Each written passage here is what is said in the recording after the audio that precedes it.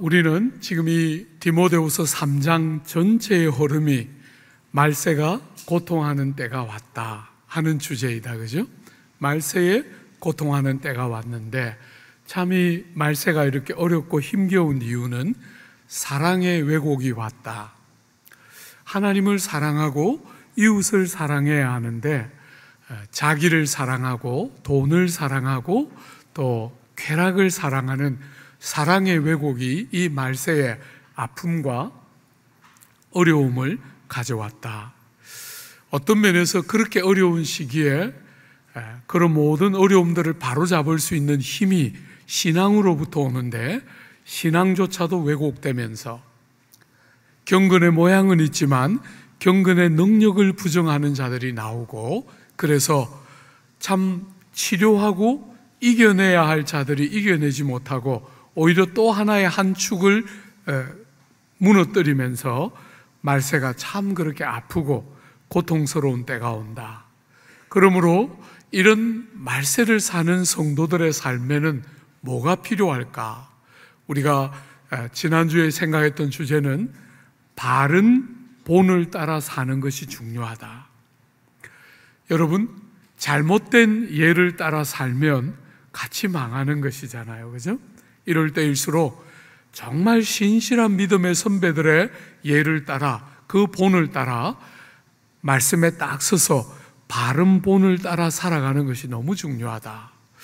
여러분, 바울은 자기 자신을 본으로 믿음의 아들인 디모데에게 그렇게 자신의 믿음과 사랑과 오래 참음과 인내와 고난과 핍박에 대한 이야기들을 하면서 건강하고 바른 본을 따라 사는 일을 하는 것이 중요하다. 그렇게 말했다면 오늘과 다음 주 2주에 걸쳐서 말씀이 가르치는 것에 주목하는 것이 중요하다. 사랑하는 여러분, 성경이야말로 여러분이 이 말세를 살아가는 일에 성경이야말로 너무너무 중요한 여러분의 행실과 신앙의 제일 중요한 핵심이므로 성경에 여러분의 마음이 딱 기울어지는 것은 너무 중요한 주제예요. 사랑하는 여러분, 성경이 어떤 책인가, 성경은 성경을 뭐라고 말하는가 하는 것에 대한 여러분의 관점 정리가 되어 있어야 여러분의 신앙이 바르게 자랄 수 있는 신앙생활이 돼요.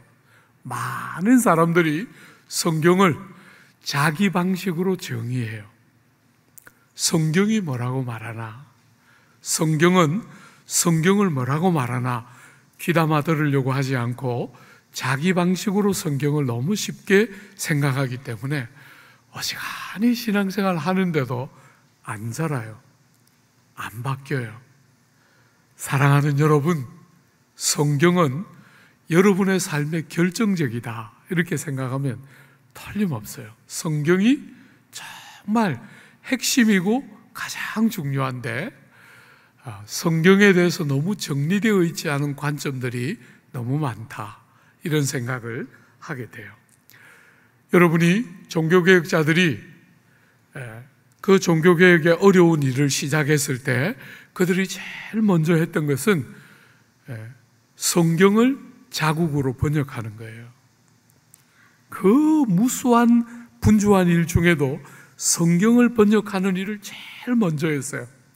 개혁의 이 성공과 실패가 성경에 의해서 좌우된다고 믿었던 거죠. 그죠? 그래서 축 짜고 성경을 번역하는 것이 개혁자들이 했던 중요한 일 중에 하나예요. 여러분, 그 개혁자들이 교회를 개혁하면서 성경이 지지하는 바른 교회라고 교회의 표지라는 이름으로 3가지를 이야기했는데, 그 중에 제일 첫 번째가 말씀의 바른 증거예요. 성경을 바르게 배우고 가르칠 수 있어야 그게 교회다운 교회의 첫걸음이에요. 성례를 얼마나 정당하게 시행하는가, 그것도 너무 중요한 기준이고, 정말 교회와 진리를 어지럽힌 사람들을 바르게 치리하고 바르게 그 치리를 시행하는 것도 너무너무 중요한 일이지만 어쨌거나 성경이 제일 먼저 나오는 교회의 표지라고 말할 때 바른 교회인가, 이 교회가 내가 몸을 담아서 신앙생활 할 만한 교회인가를 검증하는 첫 번째가 성경 말씀을 제대로 가르치는가 하는 것이 첫 번째에 있을 만큼 그만큼 중요한 주제예요. 여러분이, 제가 여러분들에게 한 번씩 권하는 존 켈빈의 기독교 강요 같은 책들, 또 누굽니까? 요즘 이렇게 사람 이름이 생각이 안 나가지고 너무 죄송합니다. 하나님의 큰 일 같은 아유 주여 하여튼 그런 귀한 교리책들을 여러분들이 읽어보면 제일 앞에 하나님은 어떤 분이십니다 이렇게 나올 것 같은데, 그게 아니고 성경이 뭔가, 그게 제일 먼저 나와요. 모든 중요한 교리책의 제일 앞에 성경이 무엇인가 하는 것으로부터 먼저 시작돼요. 그러니까 여러분들이 성경을 어떻게 바라보는가, 성경을 어떻게 생각하는가 하는 것은 여러분의 신앙의 결정적인 주제라는 것을 우리가 생각해 볼 수 있겠죠. 사랑하는 여러분, 오늘은 특별히 우리가 하나님께서 주신 해방을 감사하고 통일을 준비하면서 우리가 이 주일을 함께 기념하고 있는데, 이런 주일에 성경이라는 주제를 다루는 것을 저는 개인적으로 굉장히 행복하게 생각해요. 왜냐하면 이 주제와 관련해서 조국 교회는 다른 역사를 갖고 있어요. 여러분, 대부분의 나라들은 선교사들이 들어가서 그 나라 말로 성경을 번역하면서 교회가 세워지고 믿는 자들이 나오는데, 조국 교회는 달랐어요. 조국 땅에 선교사들이 들어오기도 전에 중국에서 중국을 선교하기 위해서 왔던, 특별히 영국 땅에서 왔던 선교사들이 그 한국에서 오는 청년들을 만나면서 한국 사람들을 위해서 성경을 번역하게 돼요. 여러분, 그 청년들이 성경을 통해서 진리를 깨닫게 되자 얼마나 성경을 소중하게 여겼는지, 그 성경을 조국 땅으로 가지고 오고 싶은데 가져오면 감옥에 갇히게 되니까 그 성경을 낱낱이 찢었어요. 낱낱이 찢어서 마치 무슨 폐지같이 그렇게 해서 성경을 이 땅에 가져오고, 선교사들이 들어오기도 전에 성경이 먼저 한글로 번역되고 한국에 들어왔어요. 그리고 교회가 세워지고 믿는 성도들이 나왔던 것이 한국의 교회 역사예요. 북쪽에서는 중국으로부터, 남쪽에서는 이수정이라는 사람을 통해서 일본에서 성경이 번역되고, 그 번역된 성경을 언더우드가 들고 조국 땅으로 들어왔던 것이 이 조국 교회의 출발이에요.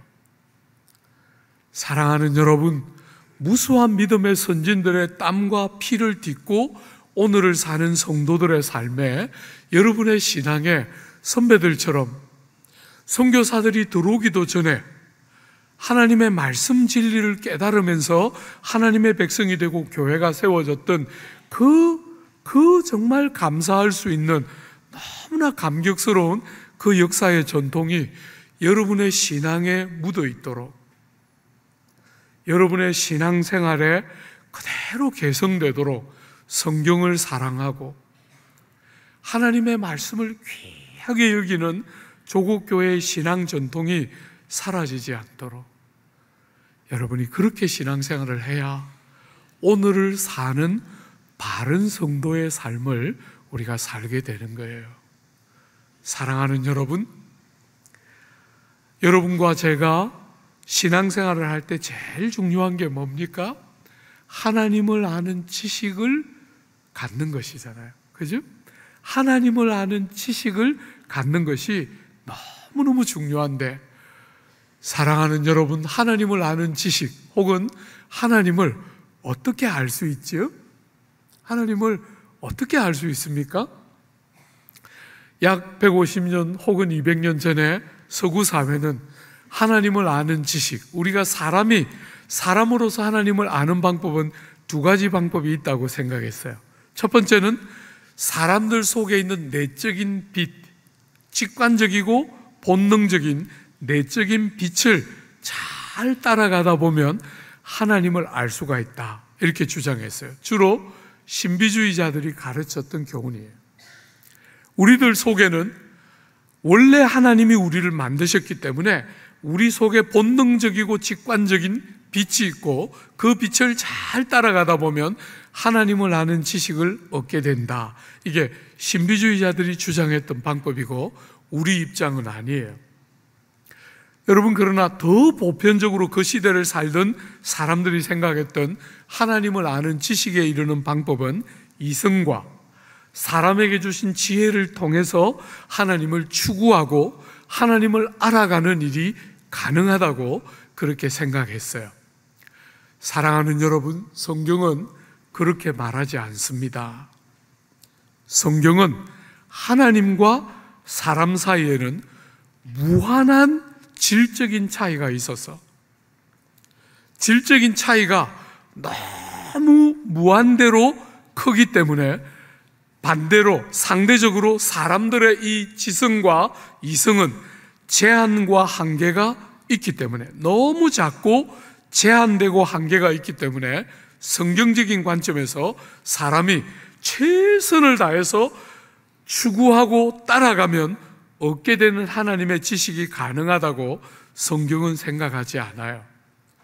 사람이 세상의 지혜를 가지고, 사람의 지혜를 가지고 하나님을 알 수 없다. 이게 성경이 가지고 있는 관점이에요. 여러분들 중에 해외에 가서 공부를 많이 하고 석사도 되고 박사가 되어서 여러분이 나라에 딱 돌아왔는데, 여러분이 50이 넘은 나이에 그 출중한 지성을 가지고 이제 갓 한국말을 하기 시작하는 2살, 3살 아이들하고 여러분이 소통하려면 어떻게 해야 돼요? 여러분이 그렇게 공부하던 그런 용어들을 사용하면 아이들은 거의 못 알아들을 거예요. 그죠? 여러분이 무릎을 쪼그리고 눈높이를 딱 맞추어서 아이들의 말로 여러분이 하고 싶은 말을 해야 소통이 일어나는 거잖아요. 그죠? 사랑하는 여러분, 사람 편에서 아무리 노력해도 하나님과의 질적인 차이가 너무 크기 때문에, 거기다가 사람은 어머니의 모태로부터 죄 중에 태어나기 때문에 사람이 최선을 다해서 노력해서 하나님을 깨닫고 하나님을 알 수 있는 길은 불가능하다. 그래서 하나님이 뭘 하십니까? 여러분과 저의 눈높이를 맞추어서, 하나님이 여러분과 저의 눈높이에 맞도록 당신이 어떤 분이신지를 알 수 있도록, 하나님의 성품이 어떤 것인지, 하나님이 하시는 일이 어떤 것인지를 알 수 있도록, 하나님이 어떤 목적을 가지고 어떤 뜻을 가지고 세상을 움직이고 여러분의 삶을 움직여가는지를 알 수 있도록, 당신을 알 수 있도록 열어서 보이실 때, 하나님이 당신을 열어서 보이실 때 사람들은 하나님을 아는 지식에 이르게 되는 것이죠. 그죠? 그것을 성경적으로 말하면 계시라고 말해요. 하나님이 열어서, 자기를 열어서 알 수 있도록 보여주시는 거죠. 그죠? 하나님이 계시할 때 우리는 하나님을 아는 지식을 갖게 되고 그 계시를 따라서 하나님을 알아가게 되는 것이죠. 사랑하는 여러분, 성경의 관점에서 보면 하나님이 우리에게 당신을 계시할 때 2가지 방법으로 계시하셨다는 거예요. 2가지 방법으로. 여러분, 하나는 자연과 만물과 우주와 역사를 보면서, 찬찬히 훑어보니까 이 자연과 만물과 우주와 역사가 되어지는 것을 보니까 누군가 절대자가 존재하는구나 하는 것을 알 수 있도록, 일반적인 모든 사람도 조금만 주목해서 잘 지켜보면 절대자가 계시고 그 절대자는 사람과 다른 광대하고 엄청난 권능을 가진 분이시구나 하는 것을 알 수 있는 일반 계시가 있다는 거예요. 일반 계시. 그런데 여러분, 이 일반 계시는 절대자의 존재와 그 절대자가 얼마나 광대하고 권능이 무한한가 하는 것들을 알게는 해주지만, 성경이 우리에게 말하고 싶어하는, 성경은 여러분과 저에게 뭐라고 말하냐면, 그 광대한 하나님이 여러분과 저에게 관심을 가지고 계시다. 어마어마하게 광대하신 그분이, 우리 성도들이 한 번씩 저보고 말해요. 이렇게 성도들이 많은데 나를 아세요? 이렇게 물어요. 사랑하는 여러분, 여러분은 5,000명 중에 한 명이 아닙니다. 여러분은 너무나 특별한 소중한 사람이에요. 그냥 평범하게 그냥 사람이 많고 적당히 묻어 다니니까 나 같은 사람 알까? 절대로 성경은 여러분들을 향해서 그렇게 말하지 않아요. 하나님은 여러분 한 사람에게 관심을 가지고 계시다. 천지와 우주와 역사를 통치하시는 그분이 우리에게 관심을 가지고 계시고, 우리가 작은 신음과 탄식을 쏟아낼 때 들으시고 반응하신다. 우리를 사랑하시고 세상에 있는 어떤 능력에 따라 사람을 차별하고 재능이나 또 신분에 따라 사람을 다르게 취급하는 이 세상과 다르게 하나님은 은혜로 사랑하시기 때문에 은혜로 우리를 대하신다. 그 하나님은 세상처럼 다양한 것을 기준으로 차별하거나 아무렇게 대하는 법이 없이 하나님의 눈앞에 모든 영혼이 절대적인 가치를 가지고 너무나 보배같이 소중한 천하와 바꿀 수 없는 한 영혼이다. 이런 이야기는 여러분이 성경을 통하지 않으면 듣고 깨달을 수 없는 것이지. 사랑하는 여러분, 특별 계시, 일반적으로 자연이나 만물을 통해서 우리가 알 수 있는 것은 그분의 존재와 명확하게 자신은 없지만 절대자가 있을 것 같다라고 느끼는 막연한 그분의 존재에 대한 인식과 그분이 얼마나 크고 얼마나 광대하며 얼마나 전능하신가, 그런 지식과 그런 알면 가능하지만 여러분을 사랑하기 때문에 개인적으로 여러분을 1대1로 만나고 싶어 하시고, 여러분이 어떤 제목을 가지고 그분을 찾고 그분을 부르고 그분을 믿고 그분을 의지할 때 그게 얼마나 그분에게 큰 기쁨이 되는가. 사랑하는 여러분, 어제 우리 고등부에 있는 자매 하나가, 고3짜리가 벌써 많이 커서 고3이 됐는데 그 녀석이 제 방에 와서 많은 이야기를 했는데 평소에 말이 그렇게 많던 친구가 아니에요. 근데 말을 하는데 얼마나 행복했는지 모르겠어요.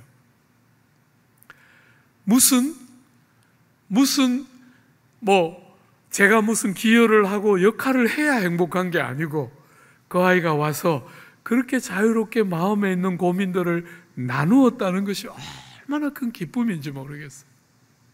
하나님 눈앞에 여러분이 그런 존재라는 것은 성경을 통해서 알지 못하면 알 수 없는 진리지요.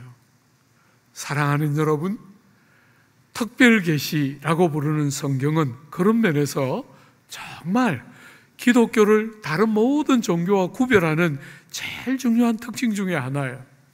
그저 다른 종교에 있는 것처럼 우리도 경전을 가졌다 이렇게 생각하면 안 돼요. 읽어야 되는데 너무 일이 너무 많고 바빠서 잘 안 읽어진다 하고 지나가면 안 됩니다. 이건 그런 개념이 아니에요. 성경의 관점을 바라보면 하나님은 말씀을 가지고 그 백성을 찾아오시는 하나님이에요. 여러분이 구약에 보면 자주 구약의 선지자들이 그 이방의 우상과 하나님 자신을 비교하면서 하나님이 그 선지자들을 통해서 말씀하셨어요. 우상들은 눈이 있는데 보지 못하고 귀가 있는데 듣지 못하고 입이 있는데 말하지 못하지만 나 여호와는 듣고 보며 말한다. 그런 비교가 구약의 선지서에 얼마나 자주 나오는지 몰라요. 사랑하는 여러분, 우리는 그 어딘가에 계신 하나님을 위해드리고 믿어드리고 예배해드리는 그런 신앙생활을 하는 사람들이 아니에요. 우리는 우리를 찾아오시고 우리에게 말씀하시고 그 말씀하시는 하나님을 향해서 기도로, 들은 말씀을 따라 기도로 반응하는 살아있는 인격적인 그분과의 사귐과 교통이 있는 신앙생활이 우리가 믿는 기독교 신앙생활의 핵심 중추 중에 하나예요. 어제 그 고3이 저보고 물었어요. 목사님, 제가 하나님의 뜻을 어떻게 알 수 있어요? 하나님이 나에게 말씀하실 때 내가 어떻게 들을 수 있어요? 이렇게 물었어요. 너무 행복했어요. 영국 사람들이었으면 그랬어요. That's good question. 예, 그 말 해주고 싶었어요. 진짜 너무 행복한 질문이에요.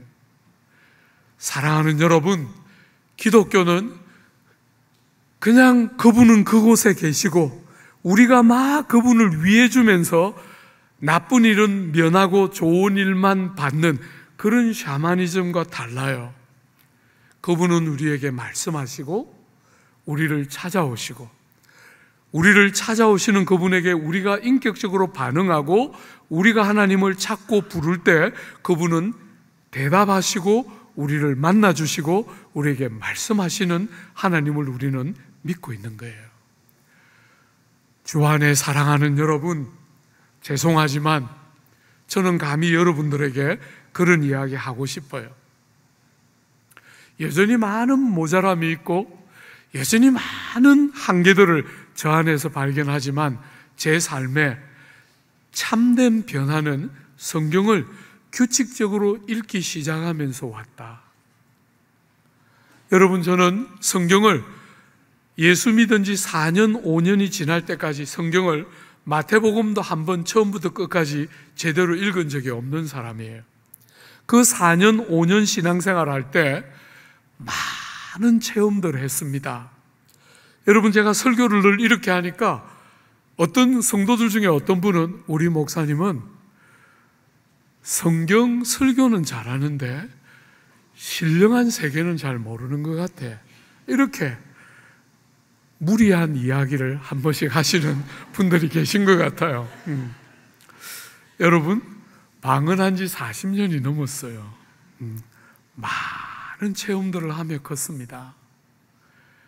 말을 안 할 뿐이지 모른다고 생각하면 안 돼요. 많이 경험했습니다. 사랑하는 여러분, 그런 거 다 해도 안 바뀌더라고요. 못된 성격 안 바뀌더라고요.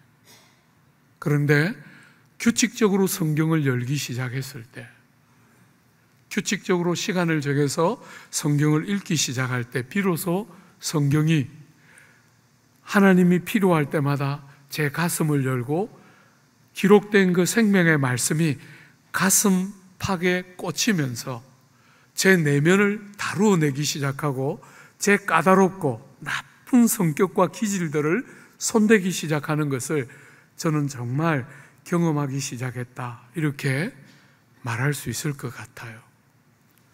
사랑하는 여러분, 성경을 여는 것은 여러분의 삶에 결정적인 일이에요. 너무나 많은 사람들이 성경을 열지를 않습니다. 그러니까 20년 신앙생활하고 30년 신앙생활 하는데 신앙이 자기의 머리의 범주를 벗어나지를 못하는 거예요. 자기 생각과 자기 경험과 자기 논리의 범주를 벗어나지를 못해요. 아브라함에게, 수많은 믿음의 사람들에게 갈 바를 알지 못하는데 가라 하실 때 전혀 갈 바를 알지 못하지만 그분을 신뢰하고 그분의 약속을 딱 붙들고 어디를 가야 하는지 알지 못하지만 가라 하셨다는 것을 알기 때문에 걸음을 딱 내디뎠던 게 무수한 믿음의 사람들의 삶인데, 너무나 많은 사람들이 자기 논리의 범주를 벗어나지 못하는 신앙생활을 하고 있는 거예요. 말씀을 열어서 무수한 질적인 차이를 가지신 그분이 우리의 눈높이에 맞도록 당신을 보여주시고 당신을 신뢰하게 돕고 우리가 믿음으로 그분을 인정하고 의지하도록 하는 그 계시의 말씀을 열지 않으니까 신앙생활을 어지간히 해도 변화나 자람을 찾아보기가 너무너무 어려운 것이 오늘 조국 교회의 현 주소다 하는 것이 제가 늘 돌아보면 느껴지는 느낌이에요. 사랑하는 여러분, 계시의 말씀이 열리기 시작해야 하나님의 뜻을 분별하면서 이 시대에 우리가 성도답게 어떤 선택들을 할 텐데 계시의 말씀을 열지를 않으니까 자기의 범주를 넘어설 수 없는 신앙생활을 하게 되는 거예요. 진리의 말씀이 들어와서 우리의 내면을 깨뜨리고 우리의 논리를 깨뜨리고 우리의 경험들을 깨뜨리면서 믿음으로, 우리의 방식이 아니라 믿음으로 하나님이 우리에게 말씀하시는 것을 딱 붙들고 주님이 말씀하셨기 때문에 바로 그 일을 선택하고 걸어가야 되는데 그런 게 뭔지를 너무 모르는 신앙생활을 하고 있는 것이지. 사랑하는 여러분, 그런 문제의식을 가지고 오늘 하나만 본문에서 성경을 뭐라고 말하는가? 여러분이 생각하는 성경 말고 사랑하는 여러분, 제발 그렇게 신앙생활하면 안 됩니다. 여러분이 생각하는 성경, 그게 아니고 성경을 뭐라고 말하는가? 여러분이 오늘 본문 얼마나 익숙한 본문이에요, 그죠? 어릴 때부터 수도 없이 들어왔는데 이 본문 가지고 성경을 뭐라고 말하나? 오늘과 다음 주에 걸쳐서 우리가 한번 생각해 보려고 그래요. 한번 볼까요? 15절입니다. 요 한 절이니까요. 우리 한번 같이 읽어볼까요? 또 어려서부터 성경을 알았나니 성경은 능히 너로 하여금 그리스도 예수 안에 있는 믿음으로 말미암아 구원에 이르는 지혜가 있게 하느니라. 사랑하는 여러분, 첫 번째로 여러분이 성경을 딱 대할 때 중요한 것은 성경은 목적을 가지고 기록되었다는 거예요. 그죠? 성경은 특별한 목적을 가지고 있어요. 성경 안에는 저처럼 역사를 좋아하는 사람들이 좋아하는 역사 이야기가 나와 있지만 역사 전부가 등장하는 것은 아니에요. 그죠? 구원이라는 주제에 맞도록 역사 이야기도 나오고 인물 이야기도 나오지만 그것과 연결되어 있는 자료들을 사용해서 성경이 기록되어 있다는 거예요. 모든 역사가 다 나오는 것이 아니라 여러분과 저의 구원에 유익이 되고 구원을 촉진할 수 있는 형태의 역사들이 성경 안에 등장하고 있고, 그런 면에서 성경은 심지어 하나님에 대해서조차도 전부를 기록하고 있는 책이 아니에요. 여러분이 아시는 것처럼 요한복음에 보면 이런 표현이 있잖아요. 예수께서 제자들 앞에서 이 책에 기록되지 아니한 다른 표적도 많이 행하셨으나 오직 이것을 기록함은 너희로 예수께서 하나님의 아들 그리스도이심을 믿게 하려 함이요 또 너희로 믿고 그 이름을 힘입어 생명을 얻게 하려 함이라. 여러분, 이 성경은 사람이 구원을 얻어 새로운 생명을 얻게 하는 것이 목적이기 때문에 그 목적을 가지고 기록되어 있다는 거예요. 선별적으로 모든 기록이 다 들어가 있는 것이 아니라 그 구원의 목적에 맞는 자료들이 쭉 사용되어서 성경이 기록되었다는 거예요. 그러므로 사랑하는 여러분, 여러분이 성경을 읽고 여러분이 성도가 되고 나면 여러분에게 제일 중요한 게 뭐가 있어야 돼요? 나는 구원을 받았구나 하는 구원에 대한 확신이 있어야 하는 거예요. 나는 교회를 다닙니다. 그게 중요한 게 아니고 나는 하나님을 알고 예수를 믿어 구원에 들어갔습니다 하는 것이 여러분 신앙생활에 너무너무 중요한 결정적인 부분 중에 하나예요.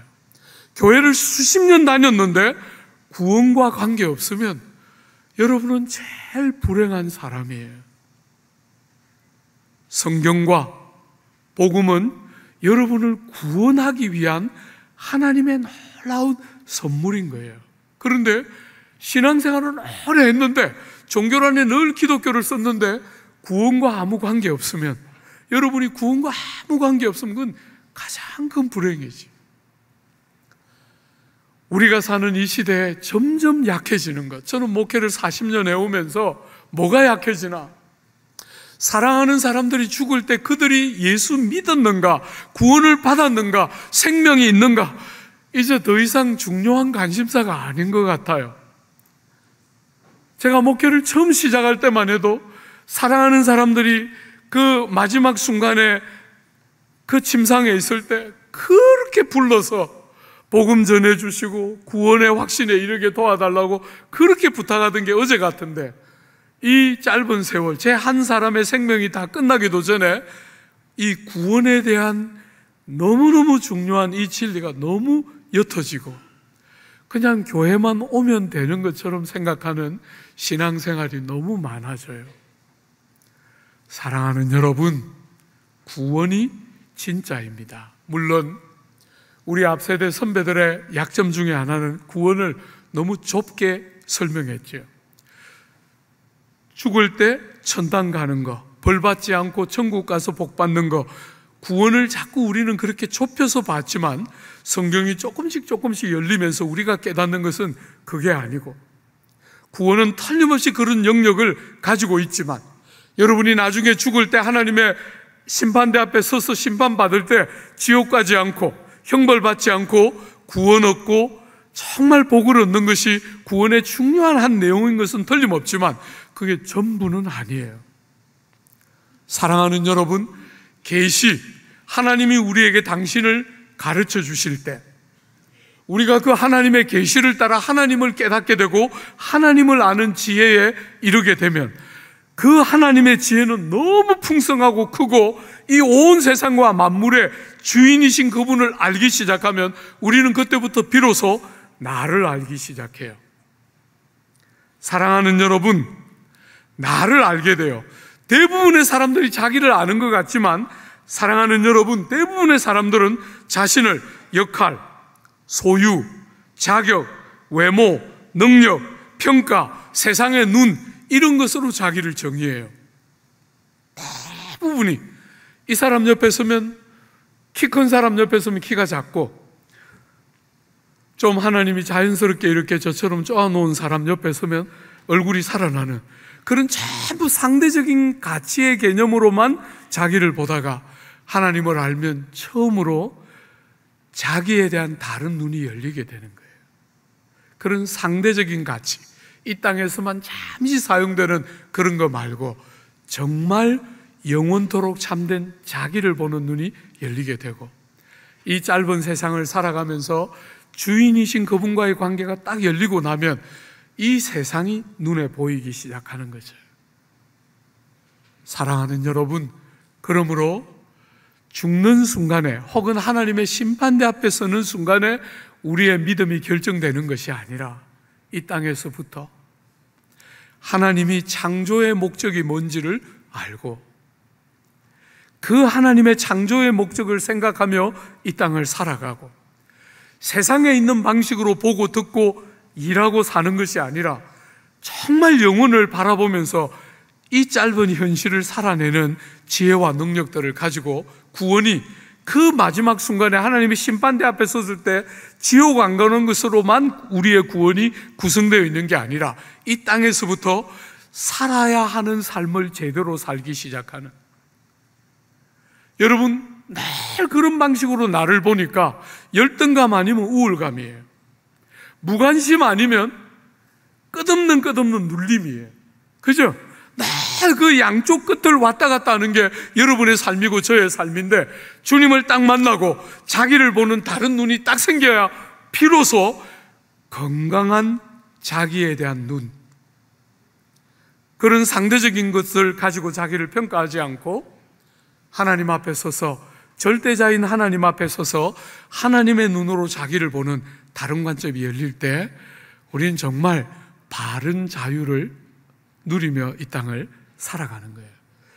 구원은, 기독교가 가르치는 구원은 종말의 심판대 앞에 섰을 때만 작동하는 것이 아니라 이 땅에서부터 시작해서 영원토록 작동하는 너무나 크고 복된 은혜인 거예요. 사랑하는 여러분, 이 구원에 이르는데 구원에 이르는 지혜가 있게 하는 것이 성경인데 능히 이렇게 말했어요. 그죠? 넉넉하게 힘있게 사람을 깨닫게 해서 구원에 이르게 하는 지혜가 있게 하는 것이 성경의 중요한 역할인데 무엇으로부터의 구원이지요? 무엇으로부터의 구원입니까? 제가 이렇게 좀 시간 여유만 있으면 여러분들한테 다 이렇게 눈으로 보면서 또 대답도 듣고 이렇게 갈구기도 하면서 또 이렇게 또 잘난 체도 하고 이렇게 할 텐데 4번 하니까 답답해 죽겠어요. 한 번씩 시간 안에 끝내야 되잖아요. 그죠? 여러분 좋겠지만 저는 참 힘들어요. 예. 하고 싶은 말은 많은데 늘 그냥 멈춰야 돼. 예. 오늘도 원래는 하나 더 설교하는 게 골이었는데 1부 때 그냥 하나밖에 못했어요. 그래서 여러분들은 오늘 2번째 걸 못해요. 어쨌거나. 예. 사랑하는 여러분, 무엇으로부터의 구원입니까? 죄가 가져온 비참과 죄의 모든 결과로부터의 구원입니다. 그죠? 죄가 가져온 모든 비참과 결과로부터의 구원입니다. 사랑하는 여러분, 예수께서 땅에 오실 때 아들을 낳으리니 이름을 예수라 하라. 이는 그가 자기 백성을 그들의 죄에서 구원할 자이심이라. 죄로부터 구원, 이렇게 성경은 말하고 있어요. 우리가 얼마 전에 보았던 디모데전서에 보면 미쁘다 모든 사람이 받을 만한 이 말이여 그리스도 예수께서 죄인을 구원하시려고 세상에 임하셨도다. 죄로부터 사람을 구원하는 것이기 때문에 죄인들을 위하여 이 땅에 오신 것이죠. 그죠? 죄인들이 그 죄로 인하여 멸망하지 않고 그 죄를 인하여 죽지 않고 그 죄로부터 건짐을 받아 생명에 들어가게 하는 것이 성경의 기독교의 가장 중심에 있는 중요한 메시지 중에 하나라는 거예요. 사랑하는 여러분, 오늘 이 놀라운 성경은 여러분과 저에게 구원에 이르게 하는 지혜가 있게 하는데 어떻게 하면 구원에 이르게 되는지를 방법과 근원을 보여주고 있다는 것이 또 놀라운 이 성경의 놀라운 내용이에요. 여러분과 제가 하나님의 말씀을 읽고 들을 때 우린 때때로 양심의 가책을 느끼지 않습니까? 내가 잘못 살았구나. 주님이 원하는 대로 살지 못했구나.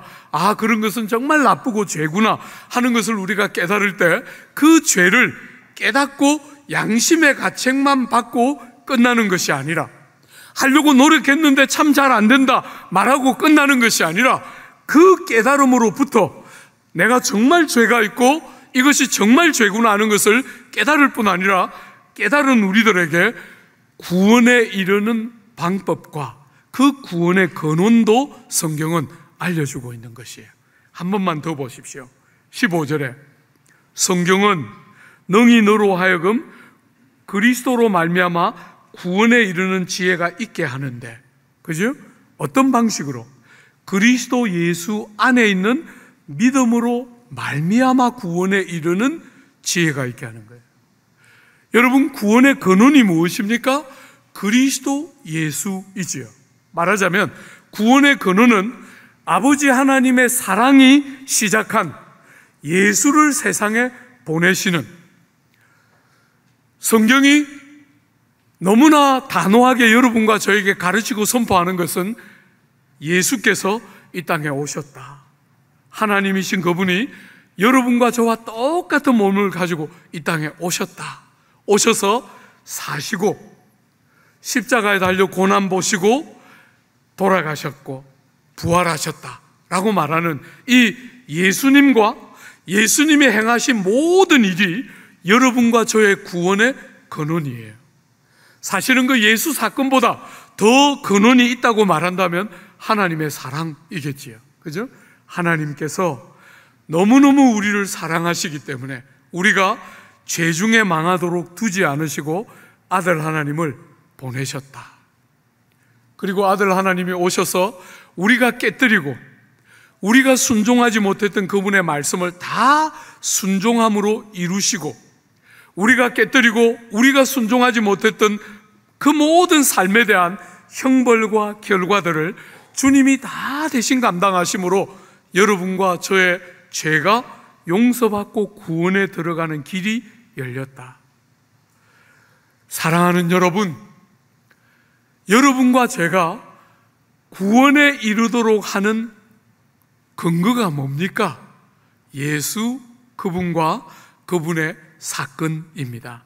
그분이 행하신 모든 일이 우리의 구원의 근거인 것이지요.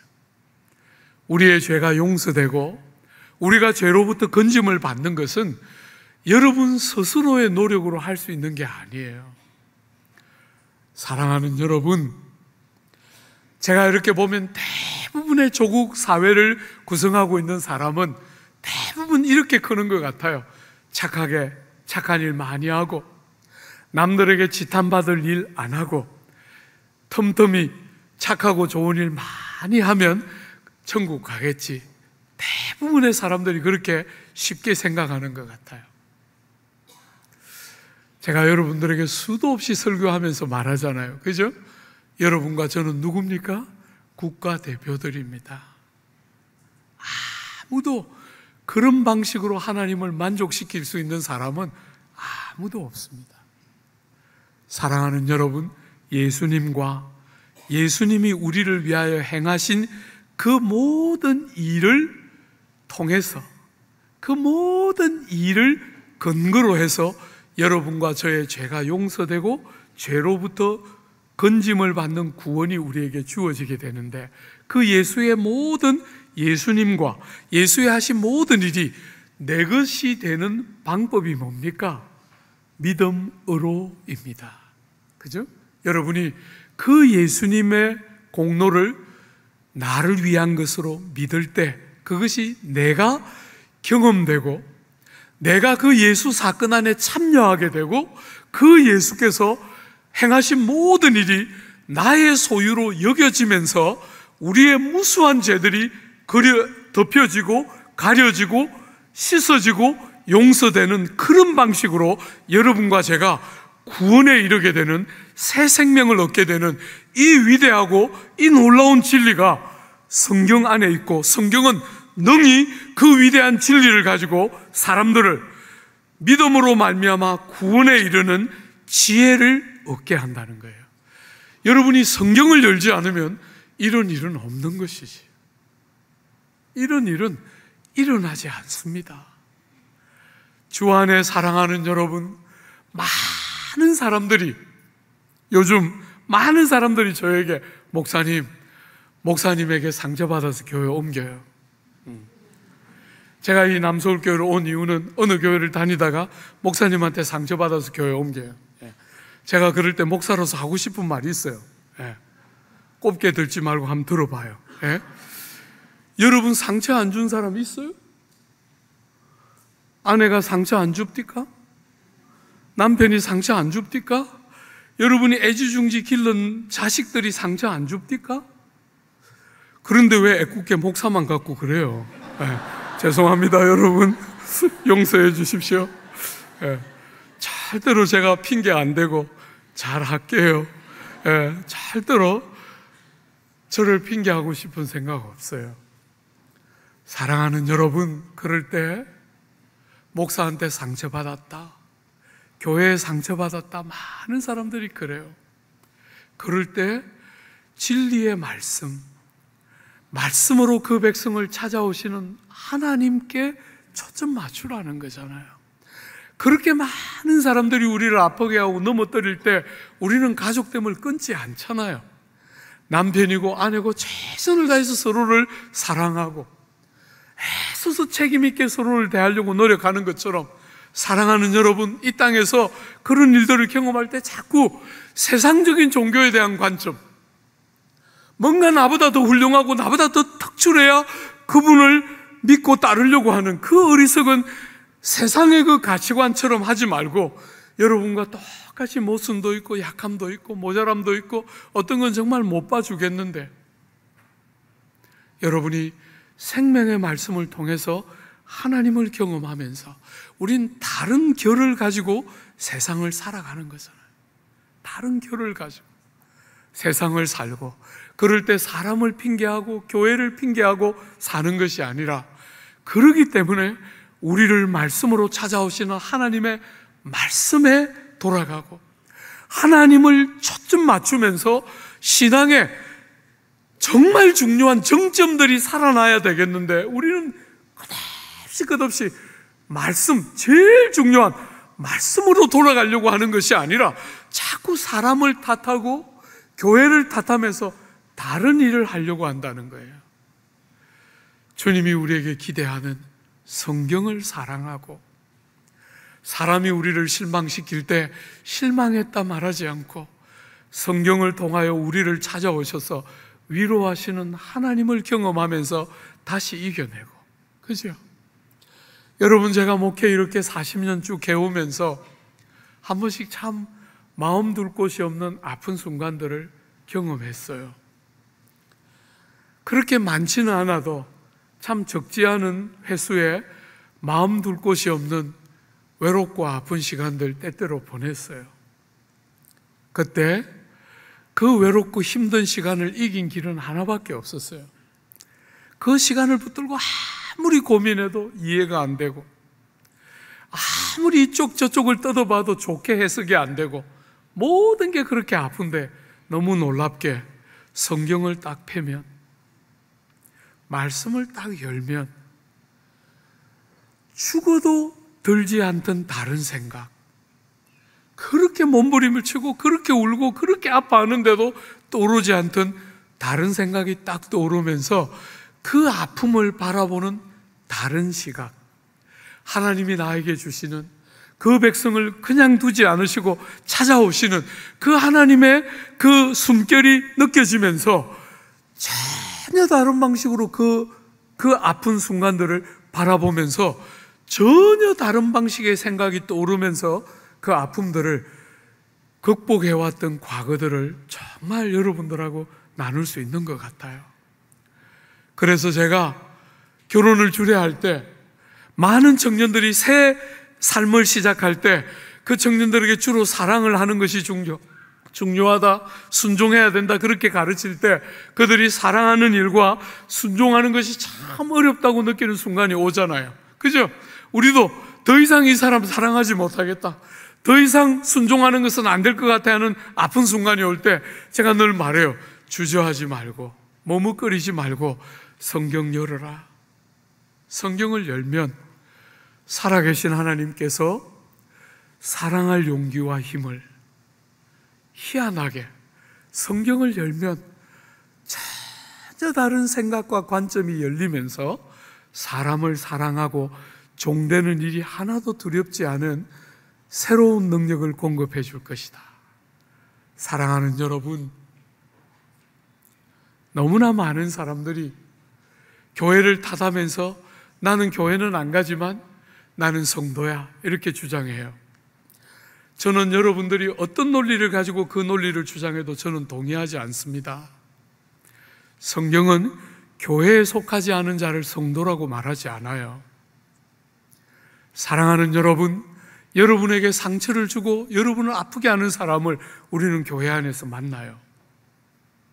그럴 때 우리는 그 사람을 비난하고 사람을 정죄하고 내가 원하는 방식의 삶을 선택하는 게 아니고, 우리는 말씀으로 돌아가서 백성들을 말씀 안에서 찾아오시는 그 영화로운 하나님을 성경을 통해서 경험하고 만나면서 우리는 다른 방식으로 문제를 풀고 이 아픔 많은 세상을 위로하는 자들로 이 땅에 보내져 있는 거예요. 사랑하는 여러분, 오늘 이 자리에 있는 우리 사랑하는 모든 교우들이 성경을 여는 백성들, 절대로 교회 생활을 오래 했는데 아무 변화도, 심지어 지각의 변화도 일어나지 않는 그 미련하고 어리석은 일을 반복하는 게 아니라 하나님 앞에 세워지면서 어느 날 그 말씀이 우리의 가슴을 열고 들어와서 생각을 바꾸고 성격을 바꾸고 삶을 바꾸는 그 놀라운 말씀에 살아 역사하시는 그 은혜가 능히 사람을 구원함에 이르게 하는 지혜를 얻게 하는 이 말씀의 놀라운 권능이 경험되고, 그렇게 정말 말씀을 사랑하고 그 말씀을 순종하는, 그래서 정말 이 어그러지는 말세를 살아가지만 하나님의 바른 진리를 딱 붙들고 많은 사람을 치료하고 살리는